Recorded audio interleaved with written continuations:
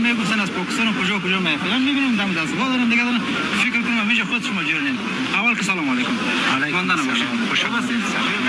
زنده و سلامت باشین. اگر کوتاه معرفی بکنیم برای بینندگان ما خود بعدش راجع به محصولات خود بگویید.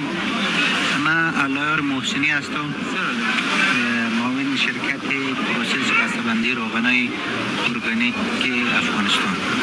خب این شرکت شما کدام روغن ها هست و یکی همین قسم روغن میارین از بیرون یا خود مواد شما؟ ما اکثر روغنای گیاهان دارویی را که امو دانه هاش دارای روغن باشه اونما را تولید پروسس بسته‌بندی و به همشهری های خود عرضه میکنیم.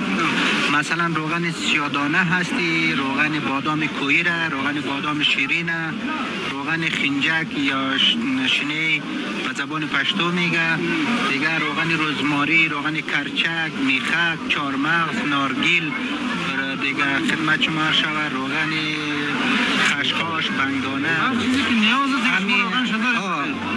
هر گیاه روغنی دارویی را ما روغنش را تولید میکنیم. مدت چند سال است شرکت شما شروع به فعالیت کرده؟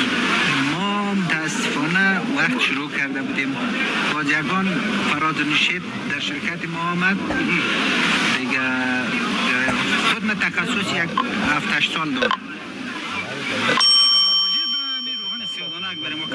من از بعضی شنیده بودم میگفت سیادانه جز مرگ به همه چی دیگه دوایه. ما یک حدیث از رسول معظم اسلام حضرت محمد صلی الله علیه و سلم درک میگه حبت السودا الشفا کل داء.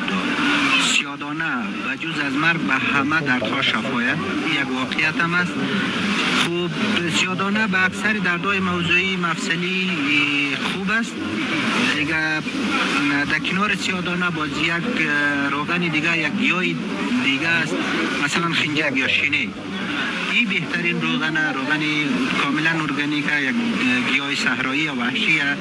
روغن هم به بسیار دردهای مفصلی، روماتیسم، برای حتی تکلیف های داخلی مثلا تکلیف معده، چرک گرده، چرک مثانه، پروستات یا مثلا قطره آمدن ادرار، برای اینا بسیار خوبه دیگه. در کنار از یا روغن بعد از یا برای درد روغن زیتون خوب است، روغن بادام کویی، تلخ کویی برای دردهای مفصلی و عضلاتی خوب.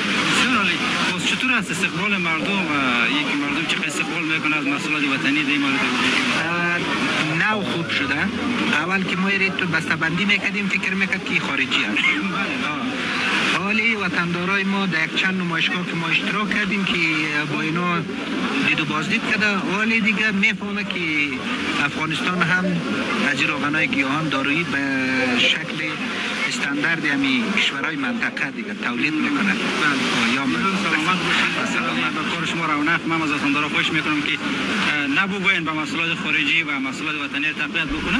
تو هم پیام اگه داشته باشین کامل ما در خدمت. من پیام ای است که هر کس، هر هموطن ما، هر جوان ما که توانش داشته باشه برای آبادی وطن یک خشت را بگذاره و دست به دست هم بدیم و به طرف صنعت بریم. در کنار علم و دانش دیگه کوشش کنیم که وطن خود، چون تمام موادهای ابتدایی اینجا وجود داره. افغانستان سرشار از همه چیز است. هر کدام ما باید تلاش کنیم یک تاجر شویم، یک تولید کننده خوب. سر پیام زیبا و قشنگ ان شاء الله جوانای ما بشنن. خب دوستای